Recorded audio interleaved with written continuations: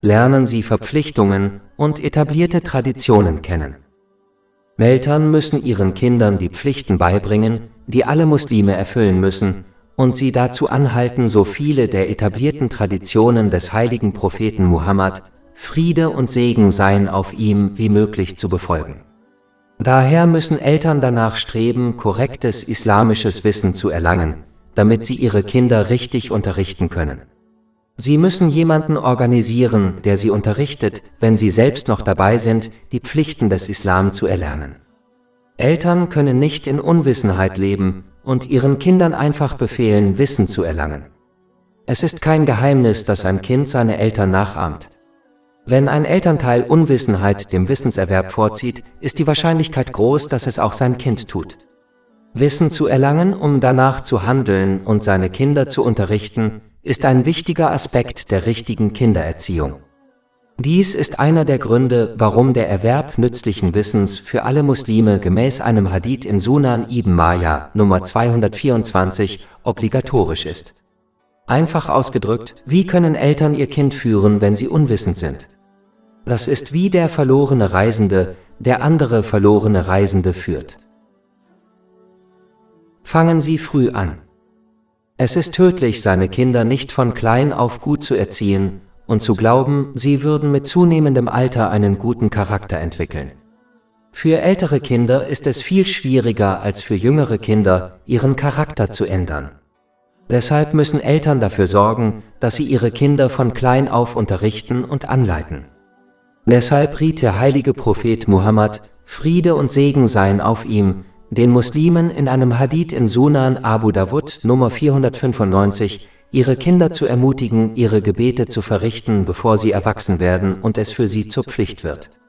Dieser Hadith kann und sollte auf alle Aspekte des Lebens eines Kindes angewendet werden. Diese frühe Vorbereitung stellt sicher, dass Kinder einen guten Charakter entwickeln, bevor sie in ihren Gewohnheiten festgefahren sind. Es ist kein Geheimnis, dass es sehr schwierig ist, seinen Charakter zum Besseren zu ändern, wenn man einmal in seinen Gewohnheiten festgefahren ist. Mit gutem Beispiel vorangehen. Der nächste Aspekt der Erziehung frommer Kinder ist, dass die Eltern ein gutes Beispiel geben. Alle Eltern möchten, dass ihre Kinder fromm sind, aber das ist unwahrscheinlich, wenn sie selbst einen schlechten Charakter haben. Viele Eltern beschweren sich oft, wenn ihre Kinder die obligatorischen Gebete nicht verrichten. Und in vielen Fällen haben die Eltern selbst ihre Gebete nicht eingeführt.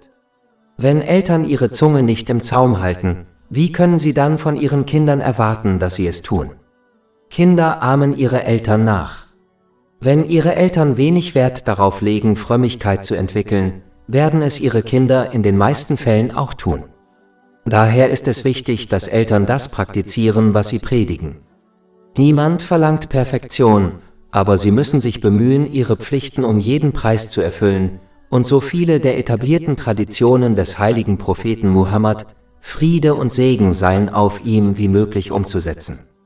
Diese richtige Einstellung wird ihre Kinder ermutigen, dasselbe zu tun. Freundlichkeit. Ein Aspekt der richtigen Kindererziehung besteht darin, sie ständig und liebevoll zu gutem Verhalten zu ermutigen. In den meisten Fällen wird Aggression ein Kind nur von den Wünschen der Eltern abbringen. Wie in einem Hadith in Sahih Muslim Nummer 6601 empfohlen wird, bevorzugt Allah, der Erhabene, in allen Angelegenheiten Freundlichkeit. Eine Familie wird daher gesegneter sein, wenn sie einander freundlich behandelt. Aggression sollte nur in seltenen Fällen eingesetzt werden, aber selbst dann muss sie kontrolliert werden und darf nur im Ton der Eltern zum Ausdruck kommen, nicht in ihren körperlichen Handlungen. Dies ist vergleichbar mit der Bestrafung eines Kindes in Grenzen, wenn Freundlichkeit nicht hilft. Z.B. Hausarrest. Aber in den meisten Fällen ist Freundlichkeit vorzuziehen und sollte in Worten und Taten zum Ausdruck kommen. Z.B. indem man Kinder, die sich gut benommen haben, mit Geschenken belohnt. Geschenke ohne Grund können Kinder verwöhnen, aber sie für gute Leistungen Z.B. in der Schule zu belohnen, ist ein wichtiger Aspekt bei der Erziehung frommer Kinder. Vor Sünden warnen. Ein weiterer Aspekt der Erziehung frommer Kinder besteht darin, ihnen von klein auf beizubringen, sich von Sünden und schlechten Eigenschaften wie Lügen fernzuhalten. Eltern sollten diesen Aspekt nicht einfach ignorieren, indem sie behaupten, ihr Kind werde für seine Taten nicht zur Verantwortung gezogen. Diese Einstellung wird Kinder nur dazu ermutigen, mutiger zu werden und negative Eigenschaften anzunehmen, die sie nur schwer wieder loswerden können, wenn sie erst einmal erwachsen sind und für ihre Taten zur Verantwortung gezogen werden.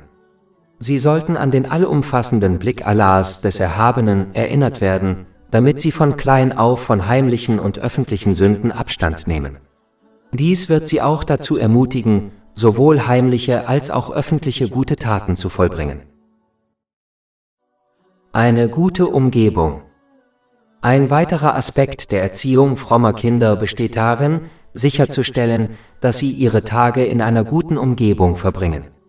Die Umgebung, in der man Zeit verbringt, hat einen großen Einfluss auf sein Verhalten und seinen Charakter.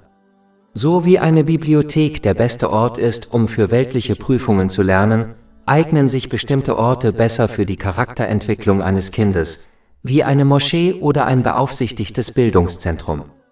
Eltern sollten nie achtlos darauf sein, wo ihre Kinder sind, denn dies ist der erste Schritt in Richtung Sünde und Verbrechen.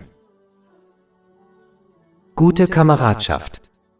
Ein weiterer Aspekt der Erziehung frommer Kinder ist, dafür zu sorgen, dass sie gute Freunde haben. Wie der heilige Prophet Muhammad, Friede und Segen seien auf ihm, in einem Hadith in Sunan Abu Dawud, Nummer 4833 riet, folgt eine Person der Religion ihrer Freunde. Das bedeutet, dass eine Person die Eigenschaften ihrer Freunde annimmt.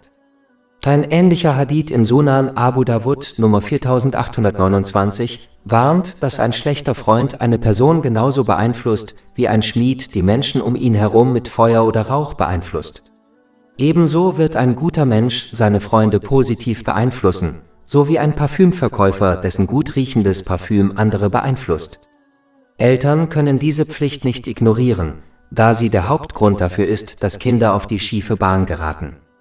Die Mehrheit der Jugendlichen, die kriminell werden, ist aus diesem Grund. Eltern müssen ihre Kinder über die Gesellschaft ihrer Kinder befragen und sie treffen, um sicherzustellen, dass sie als Gesellschaft geeignet sind. Gute Gesundheit.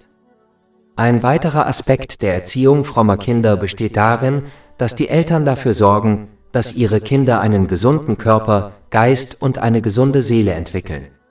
Ein Teil der Entwicklung eines gesunden Körpers ist Sauberkeit. Dies wurde vom heiligen Propheten Muhammad als Teil des Glaubens erklärt, Frieden und der Segen sei auf ihm, heißt es in einem Hadith in Sahih Muslim Nummer 534. Kinder sollten dazu angehalten werden, ihren Körper, ihre Kleidung und ihr Schlafzimmer sauber zu halten. Das ist eine gute Möglichkeit, sie auf die körperliche Anbetung vorzubereiten, die körperliche Reinheit erfordert, wie etwa das Gebet.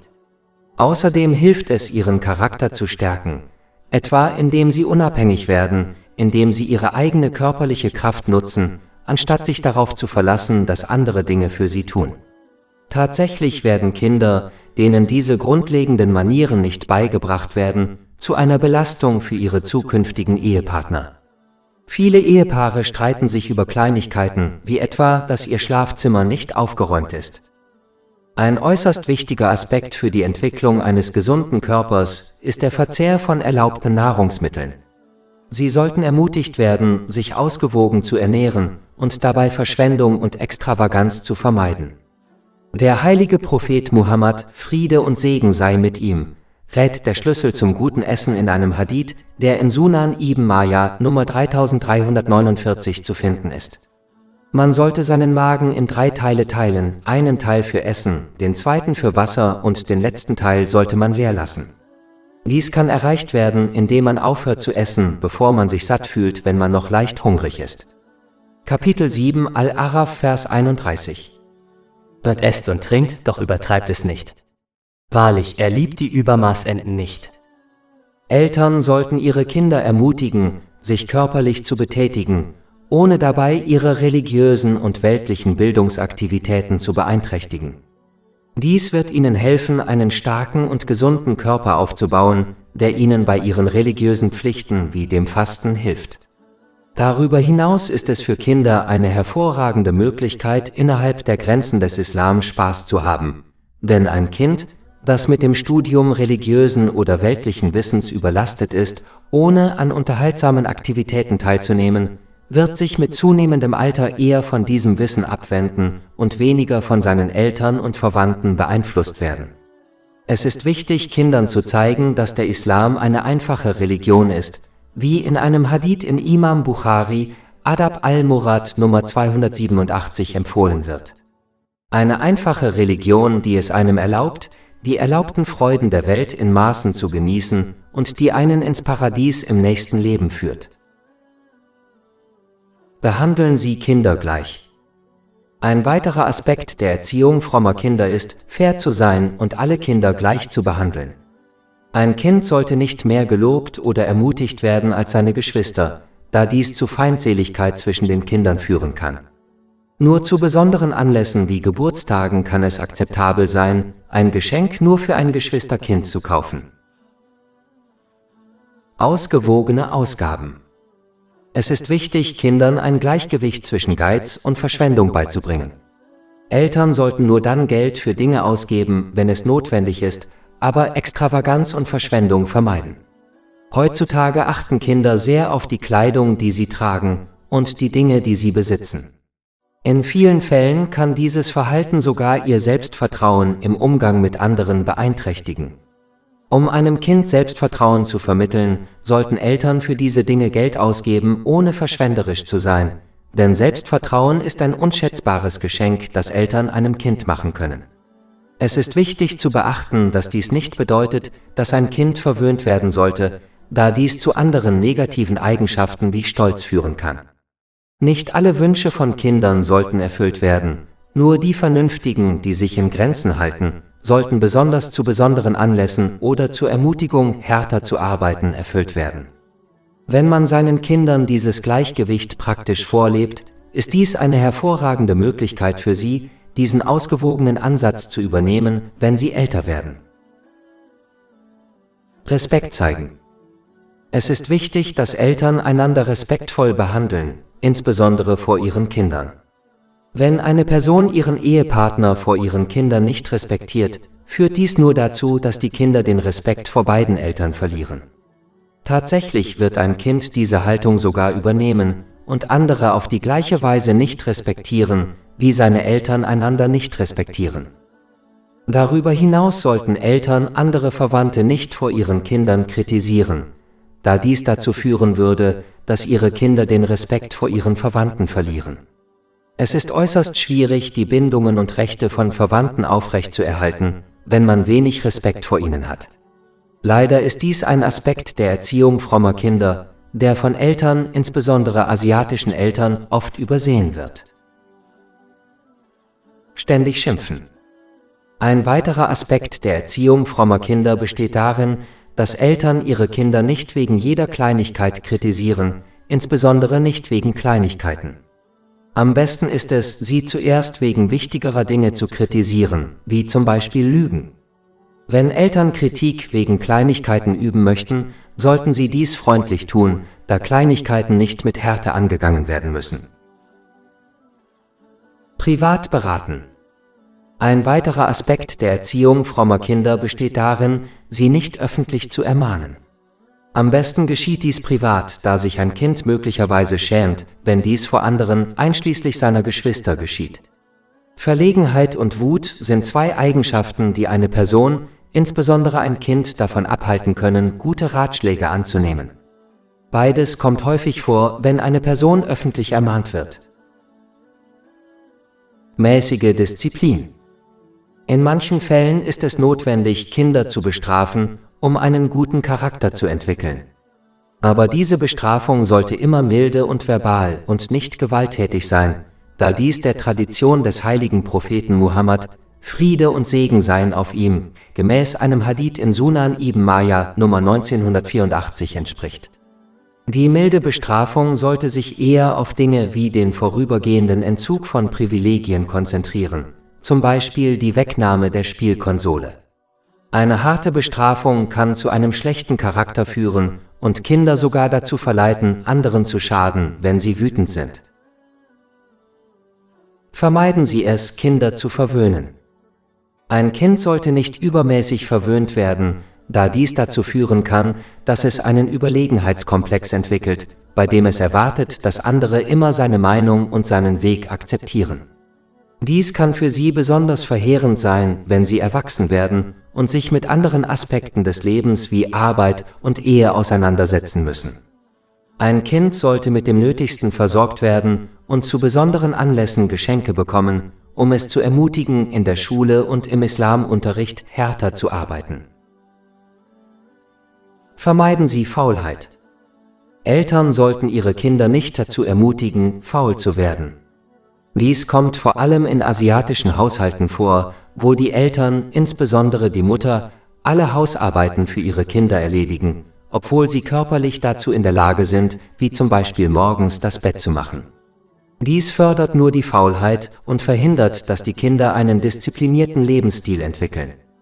Dies wiederum wird ihnen in späteren Jahren, beispielsweise in der Ehe, große Probleme bereiten. Viele Scheidungen erfolgen einfach deshalb, weil ein Ehemann oder eine Ehefrau sich weigert, einfache Hausarbeiten zu erledigen und stattdessen erwartet, dass ihr Ehepartner diese erledigt, so wie es ihre Eltern in ihrer Kindheit für sie getan haben. Unabhängigkeit. Ein weiterer Aspekt der Erziehung frommer Kinder besteht darin, nicht zu sehr vorsorglich zu sein. Obwohl dies heutzutage ein seltener Fehler von Eltern ist, kann es dennoch verhindern, dass Kinder aus Sicherheitsgründen unter Verschluss gehalten werden, um ihre Unabhängigkeit zu fördern. Ein ausgewogener Ansatz ist am besten, bei dem ein Kind sicher überwacht wird, ohne seine Charakterentwicklung zu behindern. Beleidigung von Kindern. Es ist wichtig, Kinder nicht herabzusetzen, wenn sie Fehler machen, denn das führt nur dazu, dass sie ähnliche Verhaltensweisen annehmen und in manchen Fällen ihr Selbstvertrauen schädigen. Selbstvertrauen ist eine Schlüsseleigenschaft für den Erfolg. Von Zeit zu Zeit Spaß mit Kindern zu haben, ist wichtig, aber Eltern sollten sich nicht oft über sie lustig machen. Die einzige Ausnahme ist, wenn man weiß, dass das Kind es nicht ernst nehmen wird. Fest an guten Regeln festhalten. Ein Aspekt der Erziehung frommer Kinder besteht darin, dass Eltern an festgelegten Regeln und den richtigen Entscheidungen festhalten, die sie getroffen haben. Wenn Eltern ihre Kinder immer nachgeben, verwöhnen sie nur und halten sie davon ab, die Aussagen und Entscheidungen ihrer Eltern ernst zu nehmen. Das bedeutet nicht, dass sie nicht die Richtung ändern sollten, wenn sie falsch liegen, aber wenn die richtige Entscheidung getroffen wurde, sollten sie fest daran festhalten. Schenken Sie Kindern Zeit. Es ist wichtig, dass Eltern ihren Kindern Zeit widmen, indem sie sich zu ihnen setzen und sie nach ihrem Tag und ihren Aktivitäten fragen und mit wem sie täglich Zeit verbringen. Leider sind manche Eltern so sehr damit beschäftigt, Geld zu verdienen, dass sie sich so verhalten, als ob dies ihre einzige Verantwortung für ihre Kinder wäre. Dabei vernachlässigen sie wichtigere Pflichten, wie sich täglich Zeit zu nehmen, um mit ihnen zu sitzen und zu sprechen. So kann das Kind sich wohler fühlen, wenn es Probleme mit seinen Eltern bespricht. Wenn Eltern jedoch immer zu beschäftigt sind, kann es sein, dass ihre Kinder bestimmte Probleme zu unangenehm finden, was nur dazu führt, dass sie diese Dinge mit anderen Leuten besprechen, und manche dieser Leute werden die Kinder mit schlechten Ratschlägen in die Irre führen. Oltre 400 e-book, audiolibri, infografische podcast e-blog gratuiti disponibili sul nostro sito web www.shakepot.com